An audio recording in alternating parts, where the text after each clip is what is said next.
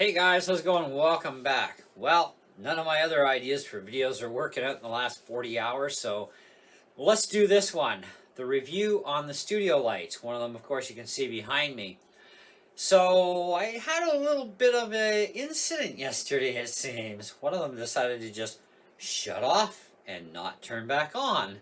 And so I got a hold of Amazon and I went to the support link and said, hey, I just got these and yep, one of them just up and died on me.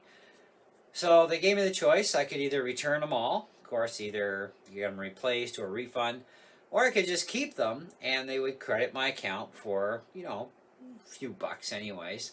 I thought, all right, well, credit my account. That's kind of worth it to me, because it can go toward my next purchase. So in the meantime, now that that's settled and we're now done, and that light is definitely done for its warranty, I don't know, maybe the whole set is, who cares? But either way, they gave me a bit of a reimbursement for my trouble, and I thought, all right.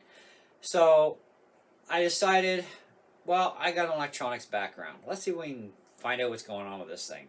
So I take off the panel, nothing's blown. Okay, so we know that's good. Check for voltage. We do have about 2.1 volts getting to the light. Well, that's not enough to light them up because they need 5 or they won't fire up. So, okay, lack of voltage, that tells me it's the module. So I went to the module. No screws. What? It's all like pranged together, right? It's like pressure fit really hard, so you got to kind of dig in. I thought, I'm not going to do that. I'm not going to try that because I'm going to kill the wiring if I try digging into that to separate it. Because I thought it looked like it could have been glued too. So anyways, snip the wire off each end. That's it. Done. Now let's crack the module open because I can always rewire, right? Well, all the contacts are fine. Nothing appears to be blown. But previous to cutting it, I did try deoxit 5 on the switches. Maybe we got a malfunctioning switch, which can happen, right? And that wasn't the problem either, because deoxit would have fixed that, so it's not the switch. There's a little IC chip in there that controls the dimmer controls, part of the dimmer module circuit. And I'm suspecting that's where the problem is, because all the other circuits around it are just fine and dandy, nothing wrong with them, they all check out good. But this chip, it's going to be something internal, because visually on the outside it doesn't show. Now I did notice that out of all 3, even after being on for several hours yesterday, that was the only module that actually got hot. But you remember when I did the unboxing and setup, I had a little glitch going on, and I thought, oh, maybe I just banged the cord, And turns out that was the bad light. It had already started its trouble right from the get-go. But after, several hours of being turned on, that module was getting really warm. Where the other 2, they're just like warm to the touch, and that's it, like barely anything at all. Now, the way these things work, by the way, when you have the power turned off, there's a blue LED that lights. When you turn them on to get them running, the LED goes out, and then you just run your dimmer control for your brightness control. That's how they work. It's too simple. So I thought, okay, well, we've got the module out. We know there's definitely something I can't fix with the module. There's no fixing that. Okay, even I don't have an IC chip to replace with, and I don't have the tools to do it anyway, because it's a little micro IC chip, and I mean micro. It's like, not even half the size of my fingernail. It's really tiny. So anyways, let's just connect the wires and see if the light comes on, because we knew we were getting power, and we knew we didn't find anything wrong with the cobs. And you can't blow 70 LEDs in one shot. It's impossible.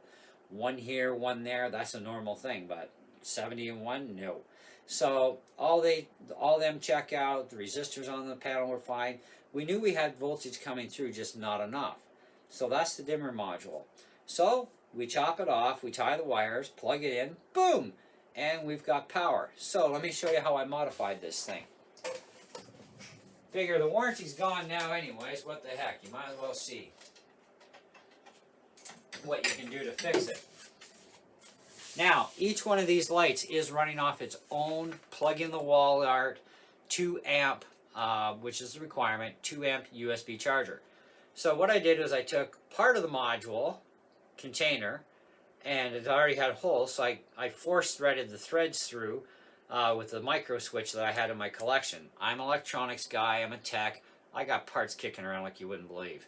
So I have a whack load of these switches.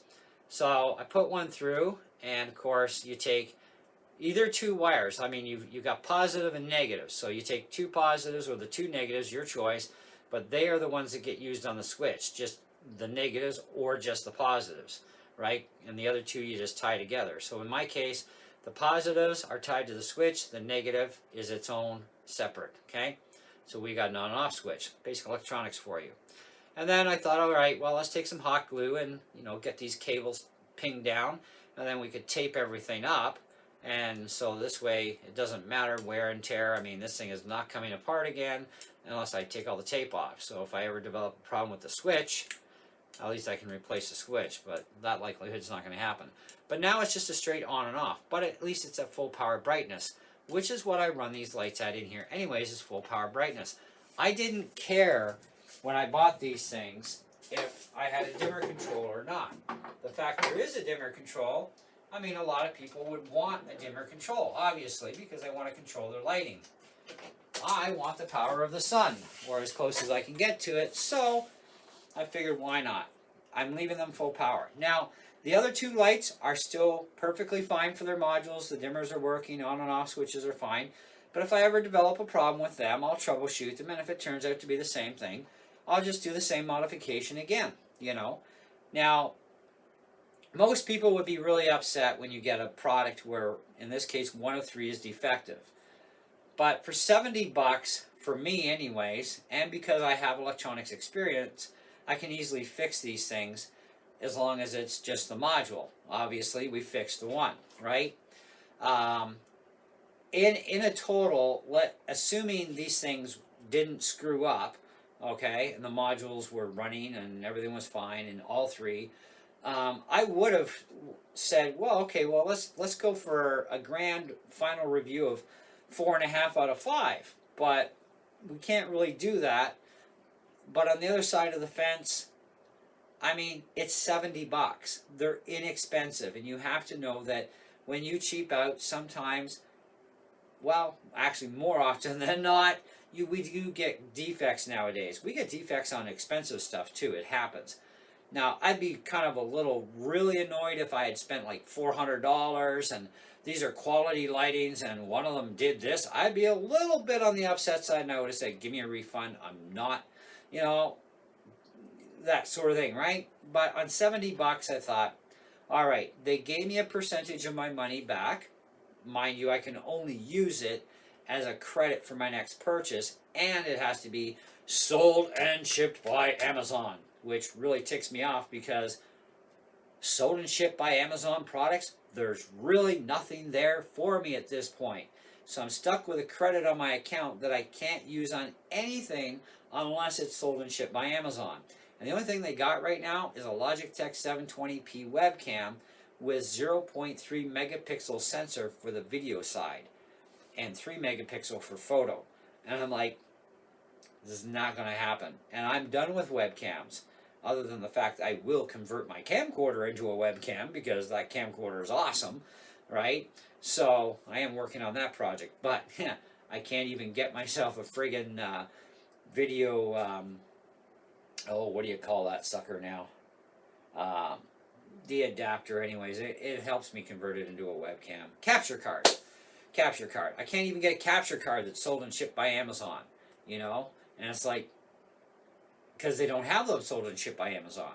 Because I don't mind paying a few bucks extra, but along with a credit, but there's nothing sold and shipped by Amazon for a video capture card to turn my camcorder into a webcam. It's like, this really sucks. But, oh well, it is what it is. What do you do? Now, the stands, the metal on them, pretty decent. Very lightweight stands. The collars are definitely cheap, okay? But you don't have to hardly even tighten these things at all, and those stands are going to stay upright. They're not going to move on you. You're going to be fine. Just be aware, don't over-tighten because you will break those collars, right? The adjuster collars, locking collars. So you just have to snug them up a little bit and they stay. I mean, there's no weight here to worry about. So, that's one thing about $70 is, yeah, you're going to get some cheap stands. And, yeah, they do work really well. But like I said, just don't over-tighten the collars or you probably break one. Um, the brightness, the quality of the lighting out of these cobs, because they are cob lighting, freaking phenomenal. I love them. And as you guys can tell from the picture behind me, you know, one of them is pointed up against the wall, and it's brightening up that wall, and it spreads its light pretty good. The other one is kind of facing me, the one that we just had out. It's kind of over by my door, behind the door, but the door's, you know, more or less shut, and it's facing toward me a bit, and so it's lighting up the area, and it really helps with the camera. And that was one of the biggest things, is I need better quality picture reproduction with my camera in order to have better quality viewing pleasure for you guys, right? And for a $70 cheap investment, these things work fantastic. But if you do have a problem with the module and you are not skilled in electronics, hopefully you have a friend that is. Do the little modification I did with a little on and off switch, and you're back up and running as long as it's the module. But make sure you verify it's the module. Don't start cutting wires right away. But before you even cut any wires, get on with Amazon support and see what they're willing to do for you. Because if you're not in Canada, you're in the US or somewhere else, your Amazon place may work differently. They may just say send them back and we'll replace them, or send them back, we'll refund you. So you got to kind of do that at that point. I was given the choice of either, you know, send them back for a refund or replacement, or take a credit to my account. Now, they didn't reimburse me the full amount, obviously, because the other two are still working perfectly fine. But one did have an issue, and at least I was able to resolve the issue and get it running again. Because with that, just that little bit of extra light really makes a difference in that corner of the room with the other two lit up. So, you know, I really do need the three. Now, would I buy these again? Absolutely. You know, I think they're worth the $70. Even if you get all three, they work fine, there's no problems. Even if you get one that goes defective on you, if you can readily fix it yourself after you deal with support, okay, and then you're going to keep them and get a credit like I did, then you can go ahead and try and fix it yourself, and it should be fine. You know, you can't blow 70 cob lights at once. It just doesn't happen, right? So it likely is going to be in the module that it happens, but get it verified first before you do anything drastic, okay? But I would buy them again. In fact, I am planning on buying another set, because I would like to get a little bit more light yet going, but I also wouldn't mind getting another set of three, have one more in here, and then, or maybe even two, and then if my wife wants to shoot a video, I can give her two of them out there that she can use for shooting a video. It would work for her. Just means we got to pick up more power supplies, because I drained the rest of our power supplies, so I could have one for each one of these. So I'll have to go out and buy some more USB power blocks. No big deal though. $4 a piece at the dollar store. They work great. So yes, I would buy them again. I don't think they're worth a 4.5 out of 5 or a 4 3/4. I think they're worth a good 4 out of 5. And that's where I'm going to leave it. Other than the fact that you got to realize defects can happen, and it does. I got lucky. I got a defect. I don't know if you call it lucky in a good way, but I learned something about these through the experience too, you know. I mean, personally, I think that the company that made these things, which is impossible to pronounce, okay, but I think that any of the companies that are making these things with dimmers need to haul out those dimmers. Dimmers are nothing but problems. You're drawing 2 amps through that little board to run 10 watts worth of LEDs. I mean, seriously, an on and off switch is more than effective, okay? And if you need to dull things down, there are more ways to dull things down than pushing a button on a module that eventually one day is going to screw up, okay? So, you know, nip it in the butt now. On and off works great. If you want to dim things further, then there's other ways to dim your lighting, okay, that works. And these things don't get hot. These things have been on all day since about 7 o'clock this morning, and that's not all that warm.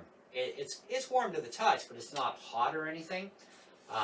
So, you know, it's not like they're putting out heat. They're not warping the plastic, obviously, of the diffusers, so they're not really getting hot at all. They're just warm to the touch. And it's now what time is it right now, actually? Right now it's 2:31, so since 7 o'clock this morning, 7 hours. straight, non-stop, and the repaired one has been working that same amount of time pretty well, because it took me about half an hour to fix it. So I think overall they're pretty decent little units for 70 bucks, and you got to expect for 70 bucks Canadian, it's 70 bucks of product, but it's 70 bucks of overall good product. It's going to help your lighting situation for your cameras. Obviously, living proof right here, guys. So anyways, hope you enjoyed the video. Thanks for watching. Stay tuned for more, of course. I'm still waiting for the new computer to show up, although they said it was going to now be today, a day sooner. I'm not holding my breath because now it's sitting in Concord, and it's like, that's another 3 hours. It ain't going to show today. If it does, it'll be a miracle. And if it does, you guys are going to know about it real quick. But otherwise, I'm thinking maybe tomorrow I'll get it. But we'll see what happens. Anyway, see ya.